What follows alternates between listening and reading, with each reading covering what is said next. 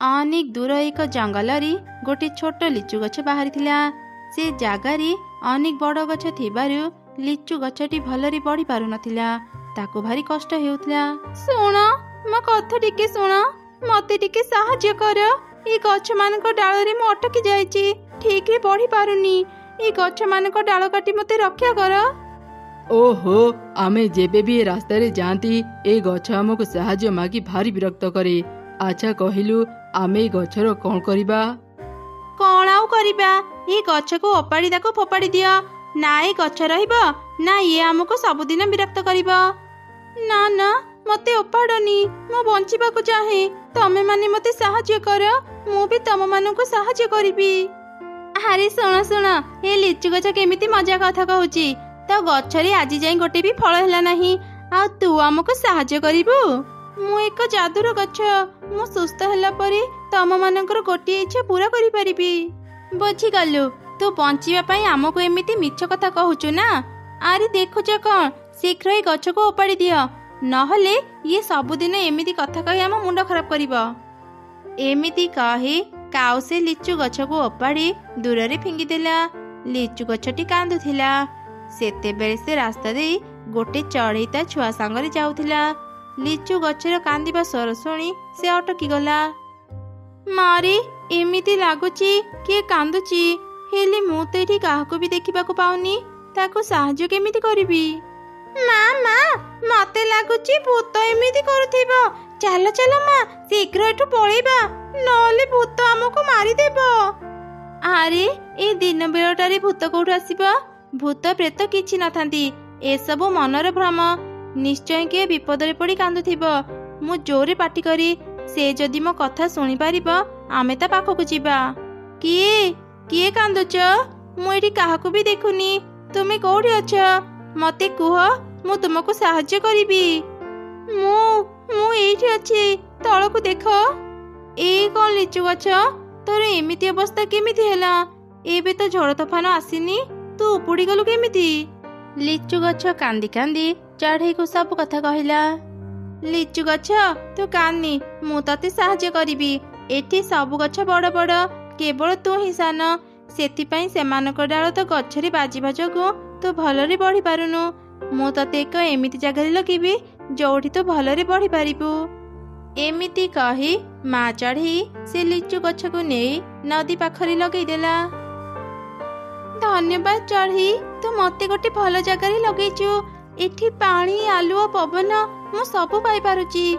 मते एते सुंदर जीवन देइथिबारु तते बहुत बहुत धन्यवाद चढ़ी। लिचु गछ तू एठी सब सुविधा पाइबु। एबे तू आराम रे रह, मु एबे घर को जाउची, आउ केबे तो पाखो आसीबी। तापरे माँ चढ़ी ता झील को धरी घर को चली गला। सेपटे दिने दुई काऊ एक केक धरी घर को आसिले। माँ चिक्की, आज आमे तो मन पसंद केक आनी देइचु, एई ने खा। बहुत बढ़िया माँ, एबे मु मजा करी केक खाइबी। मु जाउची, मो सांग कुनी को भी केक देखैबी। अच्छा हो जा, हेले सुन, से कुनी जदि तते केक मागिब तू ताकू जमा भी देबुनी, नहले मो दिने भी तते केक आनी देबिनी। कुनी, ए कुनी, बाहर को आसे, देख मो केक आनीची। सतरी तू केक आनीचु? केक केमिति लागे खाइबाकू? चल आमे मिसिकी खाइबा। ना ना, मु तते केक देबिनी, मु तो तते देखैबाकू आसीथिली। देख मु केते बढ़िया केक खाउची। चिक्की, तू कोन पई कुनी को देखै देखै केक खाइबाकू आसीचु? कुनी कोन तो खाइबा देखिबाकू चाहूची?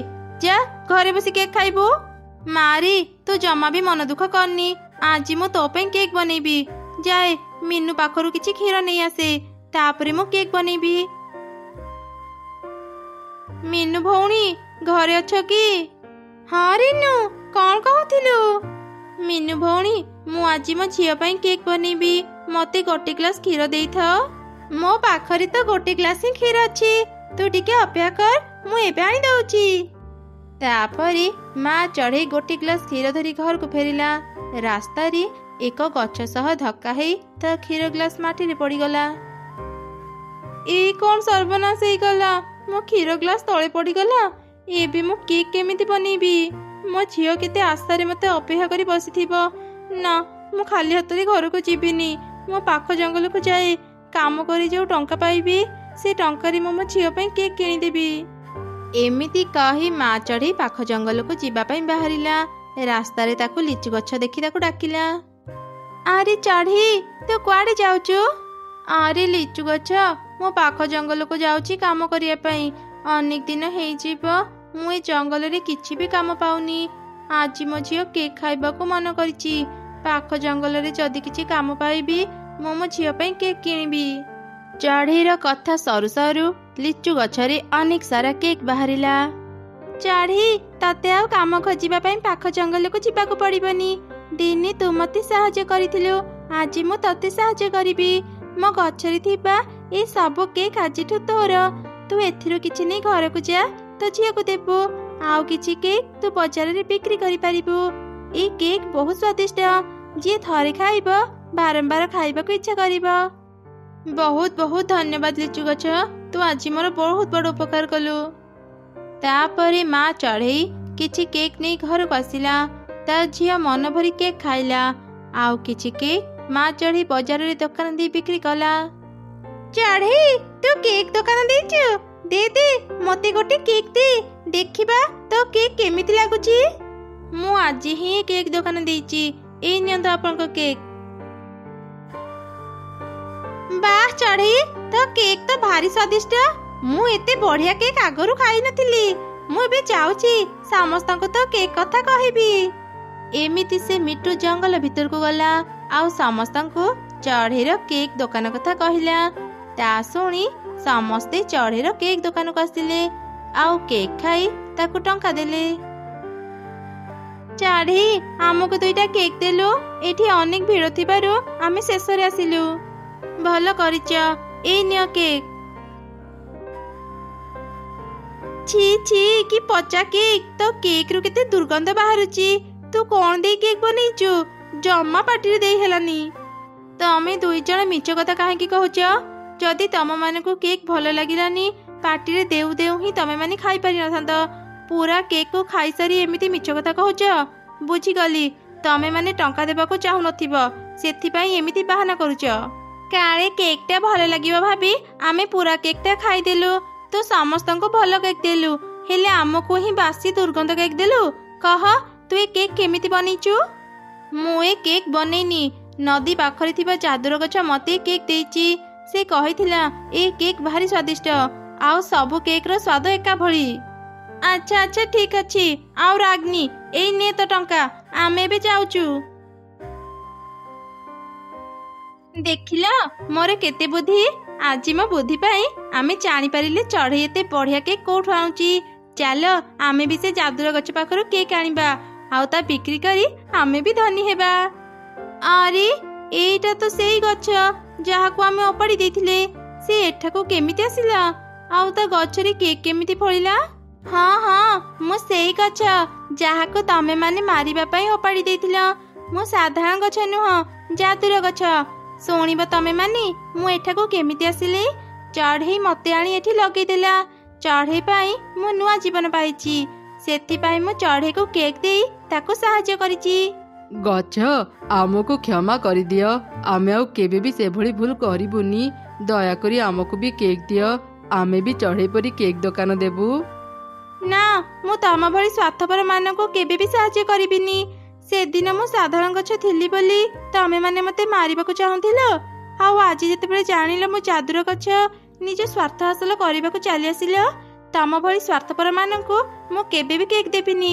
ଯିଏ ଭଲ ଅନ୍ୟମାନଙ୍କୁ ବିପଦରେ ସାହାଯ୍ୟ କରେ କେବଳ ମୁଁ ତାକୁ ହିଁ କେକ୍ ଦେବି। ଆରେ ତମେ ଏଇ ଗଛକୁ କେକ୍ କାହିଁକି ମାଗୁଛ? ଚାଲ ଆମେ ଜୋର କରି ତା ପାଖରୁ କେକ୍ ନେଇଯିବା। ଏମିତି କହି 2 କାଉ କେକ୍ ଗଛକୁ ଗଲେ କେକ୍ ଆଣିବା ପାଇଁ।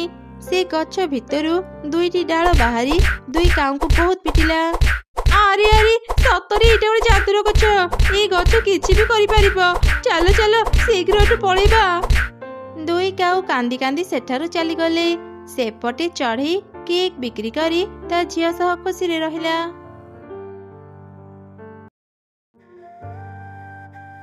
ଆରେ ମା, ଜେଜେମାଙ୍କ ପାଖରେ ଥିବ। ତାଙ୍କ ଦେହ ଭଲ ନାହିଁ। ମୁଁ ଏବେ କାମକୁ ଯାଉଛି। ଠିକ୍ ଅଛି ମା, ମୁଁ ଜେଜେମାଙ୍କ ପାଖରେ ଥିବି। ମା, ଫେରିବା ସମୟରେ ଜେଜେମାଙ୍କ ପାଇଁ ଔଷଧ ଆଣିଦେବ। ଜେଜେମାଙ୍କ ଔଷଧ କାଲି ରାତିରୁ ହିଁ ସରିଯାଇଛି। କଣ ହେଲା? କାଲି ରାତିରୁ ମାଙ୍କର ଔଷଧ ସରିଯାଇଛି? ଆଚ୍ଛା ହଉ, ମୁଁ ଦେଖୁଛି ମୁଁ କଣ କରିପାରିବି।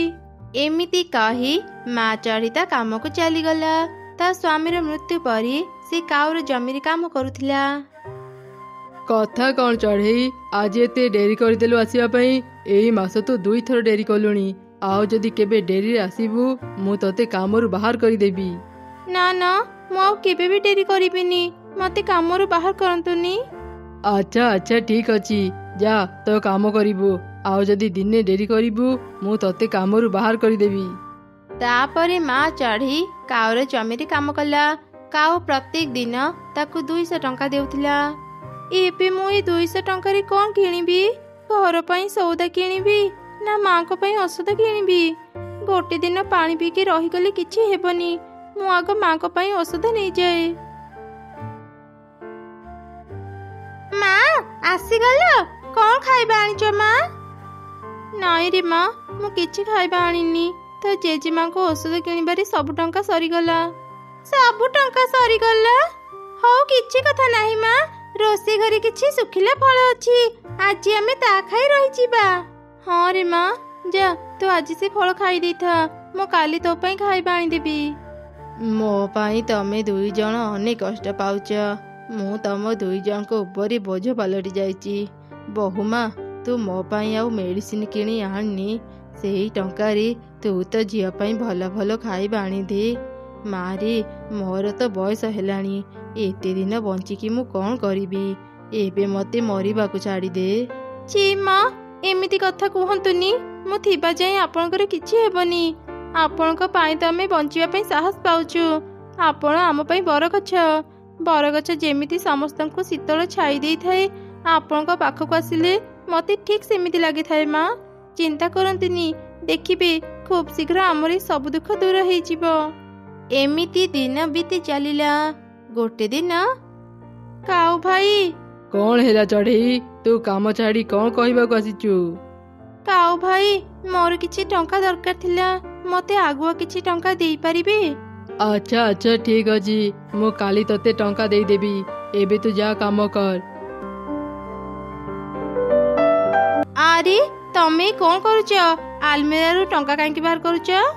ଆମ ଜମିରେ କାମ କରୁଥିବା ଚଢ଼େଇକୁ କିଛି ଟଙ୍କା ଦରକାର। ସେ ମତେ କିଛି ଟଙ୍କା ମାଗିଛି, ମୁଁ ତାକୁ ଏ ଟଙ୍କା ଦେବି। କଣ ହେଲା? ତୁମେ ସେ ଚଢ଼େଇକୁ ଏ ଟଙ୍କା ଦେବ? ଟଙ୍କା ମାଗିବାକୁ ସେ ଠିକ୍ ସମୟରେ ଚାଲି ଆସୁଛି, ଆଉ କାମ କରିବା ସମୟରେ ସେ ଡେରି କରୁଛି। ତମେ ସେ ଚଢ଼େଇକୁ ଆଉ କାମରେ ରଖନି। ମୁଁ ମୋ ଭାଇ ଘରୁ ଦେଖି ଆସିଛି। ସେଠି ନା ସମସ୍ତେ ଟ୍ରାକ୍ଟରରେ ଚାଷ କରୁଛନ୍ତି। ତୁମେ ବି ଏକ ଟ୍ରାକ୍ଟର କିଣିନିଅ। ଟ୍ରାକ୍ଟରରେ ଚାଷ କଲେ ତମକୁ ଆଉ ଚଢ଼େଇମାନଙ୍କୁ ଟଙ୍କା ଦେବାକୁ ପଡ଼ିବନି। ଆରେ ବାଃ, ତୁ ଏକଦମ ଠିକ୍ କଥାଟେ କହିଲୁ। ମୁଁ କାଲି ହିଁ ଏକ ଟ୍ରାକ୍ଟର କିଣି ନେବି।